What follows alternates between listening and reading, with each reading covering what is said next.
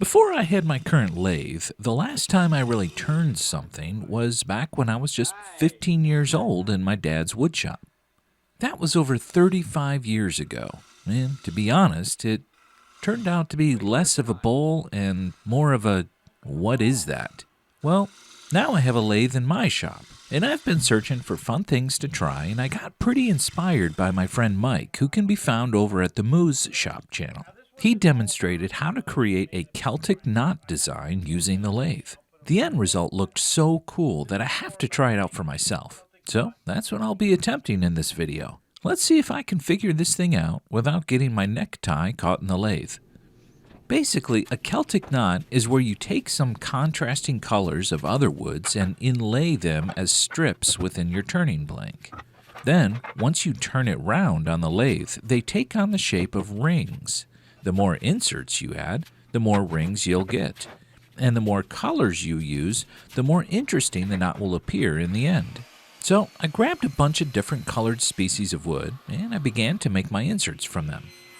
Essentially, each insert needs to be the exact width of your table saw curve. The thinking is that as you make your cuts in your blank, you want to replace it with the same amount of material that you just removed. With that in mind, I made a bunch of slices over at the bandsaw that were slightly thicker than what they needed to be in the end. And once I had the slices cut out, I fastened them down onto a flat piece of melamine with some CA glue and painter's tape. No, this was not the easiest way to accomplish this task, but it worked. And since I borrowed all the tape from my neighbor, it doesn't really matter if I use it all up. Basically, I just needed to plane all these pieces down so they're at the right thickness. And to check that, I simply used a scrap piece of wood that had a curve cut in it from the table saw. I just kept shaving off little by little until I could slip it over the end of one of the inserts. And once I had them to the right thickness, I could take them back to the bench, give them a light sanding, and then pop them off the board. Then I just repeated this a bunch of times until I had a ton of inserts to choose from. The species that I went with was walnut, purple heart, yellow heart, cherry, ash, padauk, maple, and sapele. So for blanks, I have two that are ash, one that's maple, another that's black walnut, and this last one is Indonesian rosewood. My buddy Mike taught me this clever technique to easily cut an octagon from a square piece of stock. Basically, you just tilt your blade to 45 degrees, and then you want to cut off each of the four corners of the piece. To do that, simply place your piece against your tilted blade, and then slide your fence over so that it just barely touches the edge of your blank. At this point, you can lower the blade, and then just run your blank through on each face. In the end, you should have a perfect octagon.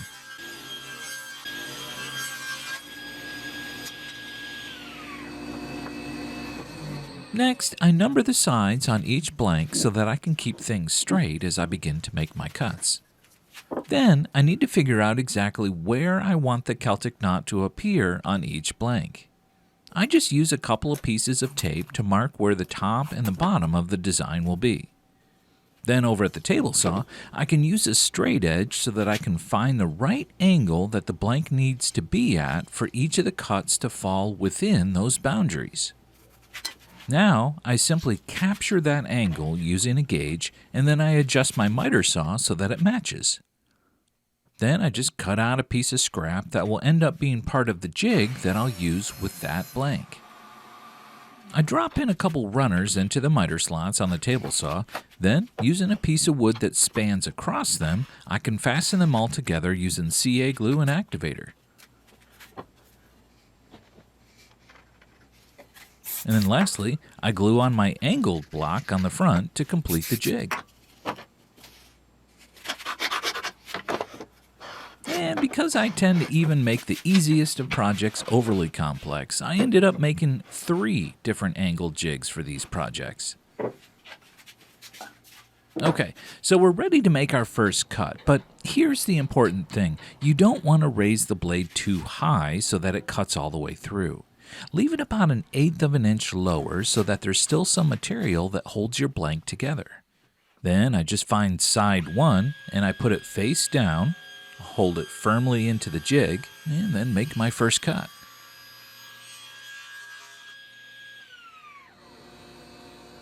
For the first insert, I chose this ash one, and I proceeded to put way too much glue on it. Once I had it thoroughly lathered up, I could slide it into place and then spend the next 5 minutes cleaning up all the squeeze out.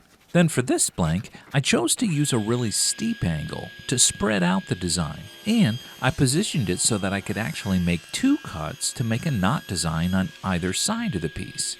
Once I finished the first cut, I very carefully rotated it, pressed it back into the jig, and made another cut. Then I just continued gluing in all the inserts for each of the blanks, and I set them off to dry. And when they were dry, I could trim off most of the excess over at the bandsaw.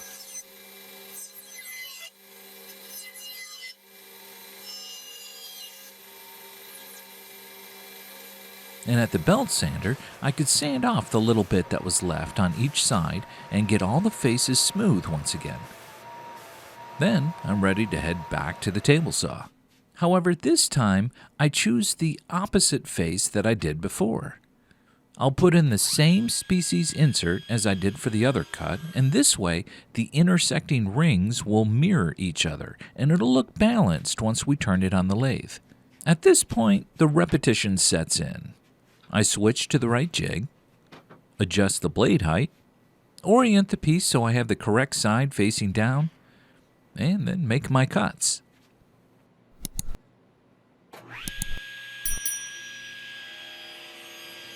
Then I slather up the inserts and I slide them in. Also, make sure you clamp those joints to make sure they close up nice and tight. And since I have the memory span of a goldfish, I kept track of which face I was working on right on the jig. And here I'm making the final cuts for the long maple blank.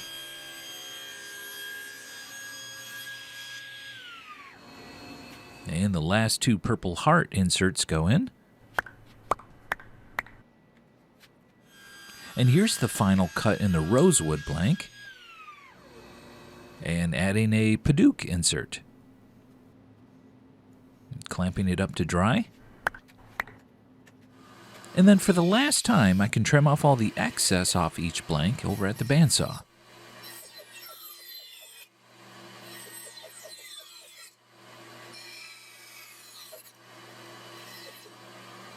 And then sand them all smooth at the belt sander.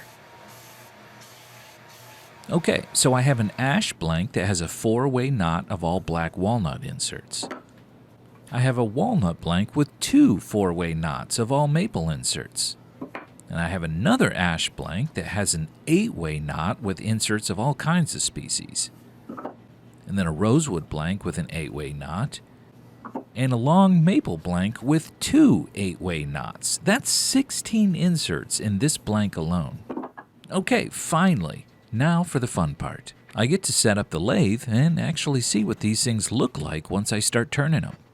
I'll start with the simplest one, the ash blank with the 4-way walnut knot, and then after this I'll move up to the more complex ones. I gotta admit, I was pretty excited at this point. I was dying to see what this design would look like once I turned the blank round. Alright, let's get started. I began knocking the edges off just one side of the knot at first. And once I removed most of the flat sides in that area, I stopped it and inspected the results. You could see that the rings were starting to take shape. They were transforming from the blocky looking lines into smooth, round arches. I kept at it and I turned down the other side of the design next. Now when I stop it, you can see the design on both sides is looking more like rings. However, they don't meet in the middle yet. This extra material is because we didn't cut all the way through the blank on the table saw when we were originally putting the inserts in. I just need to keep turning the piece down a little bit more to shrink the diameter a bit and expose the full ring. There we go. Check that out. That's awesome. Next, I worked my way through the various grits, sanding this thing down super smooth. Then it was time to wipe on some finish. After that, I popped it out of the lathe, put some finish on the top and the bottom, and there you have it. a little tea light holder with a super impressive black walnut 4-way Celtic knot. That turned out so good.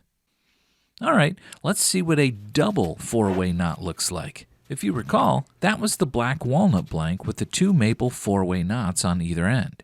Similarly to the previous one, I figured this stark contrast between the colors of the woods would really make the design stand out quite well. Well, let's find out. Well, I wasn't sure what I was going to make from this one at first. Maybe a Celtic flathead screw, but then it hit me. I've never made a mallet before, and this would be a pretty sweet looking handle for one. I turned down the diameter of the piece until both designs were looking good, and then kept reducing it a bit further until it felt like it was the right size to be a handle. On the top end, I needed to create a tenon of a certain size. I just checked and rechecked it with a set of calipers until I finally had it sized just right. Lastly, I worked through all the sanding grits, and I got it feeling pretty good. Check that out. That handle turned out looking great, and the tenon fits perfectly into the head of the mallet. I added some glue to the end, and I twisted the handle into position, and then I could add some finish. Now come on, that is a pretty sweet looking mallet. I'm pretty darn pleased with that. The double 4-way knots really turned out looking super sharp. But what do you think an 8-way knot would look like? Well, let's find out. I loaded up the second ash blank that has 8 inserts glued into it that were of 4 different species of wood. I'm just going to make another tea light holder like I did before so that I have a pair of them that can be displayed together. Oh wow, that is cool. Putting on some finish. Oh man, that looks so neat. I love how all the different colors are all intertwined with one another. And I think these two pieces go well with each other. They'll look pretty good sitting up on my mantle. All right, now for another 8-way knot out of this blank of Indonesian rosewood. My grandfather used to make these things called weed pots that he would sell at craft shows. No, not that kind of weed or pot.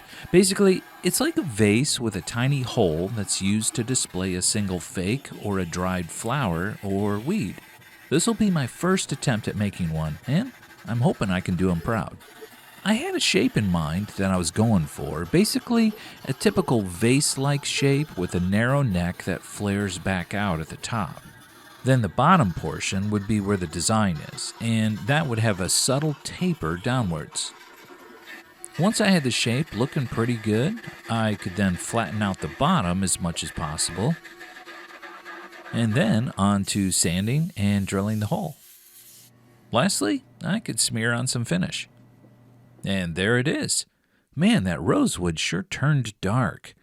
It's almost hard to see the Paduke inlay. I'm glad I chose the lighter color inserts for the rest of them. Overall, though, I'm pretty pleased with it. I think it looks good. My first weed pot. Okay, I've got one more blank to turn. This is the long maple with 2 8-way Celtic knots. This thing is going to be awesome. Now, you may have already guessed what I'll turn this into, and if you guessed that it's going to be a medieval jousting lance for toddlers, then you'd be wrong. I stopped making those because the horses were tearing up my lawn. No, this one is going to be a French rolling pin. And if you're wondering what the main difference is between a French and an American rolling pin, I'd say it's mainly the accent. But also, the French ones, called rouleaux, typically are straight cylinders with tapered ends. So, this should be pretty easy to make and great for showing off the knot designs. Oh wow, yeah, that looks amazing. The variety of colors from the yellow heart to the black walnut just looks so good. And when it's rolling, it even looks more incredible. That turned out awesome. All right, so which one of these 5 is your favorite? Let me know down in the comments. The technique for adding the Celtic knots was actually pretty easy, and I love the look of the designs after they've been turned on the lathe. That was pretty fun, and I'm already trying to think of other things that I can incorporate these knots into. If you've got any cool ideas or a suggestion, drop it down in the comments. I'd love to hear it. Well, that's going to do it for this video. Thanks for watching. I hope you enjoyed it. If you did, be sure to give it a like, and if you're new to the channel, then I hope you'll consider subscribing. I've got a ton of other videos that I'm sure you'll enjoy just the same. Thanks again to Mike from the Moose Shop for his inspiring video, and I'll leave a link to his channel in the video description below. As always, stay tuned for the outtakes, take care, and I'll see you next time.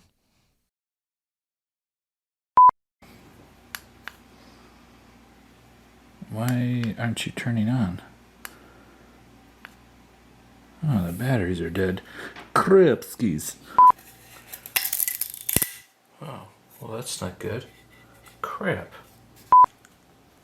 Oh, gosh.